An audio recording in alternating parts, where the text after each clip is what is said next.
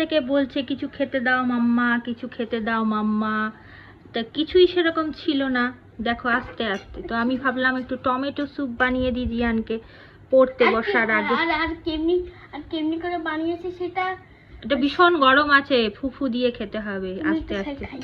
আমি খাইয়ে দেবো, আচ্ছা ঠিক আছে। দেখো টেবিলটা উল্টে না পড়ে যায়। ওরে বাবা রে বাবা।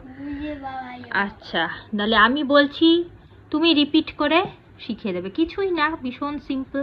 প্রথমে বলো মিক্সিতে আপনারা, মানে মা যেভাবে বানিয়েছে আর কি, মানে মাম্মা যেভাবে বানিয়েছে, যে মিক্সিতে কিছুই না, ঝটপট বানাতে হবে তো, অত বেশিক্ষণ টাইম দেওয়া যাবে না, খিদে পেয়ে যাবে আমার।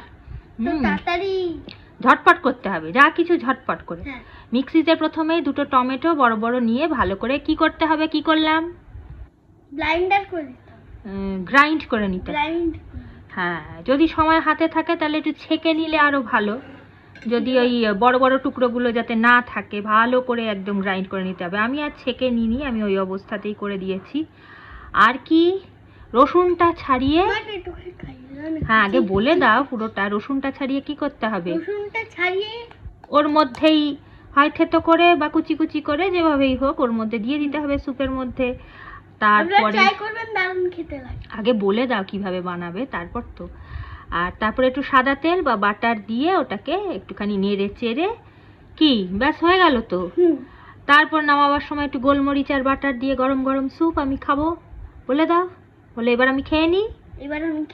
ব্যাস, টাটা বাই বাই। বাড়িতে বানিয়ে নাও ঝটপট, দারুণ লাগবে খেতে, দারুণ লাগবে খেতে। নাও এবার টেস্ট করে দেখো। কেমন হচ্ছে? ভালো, দারুণ।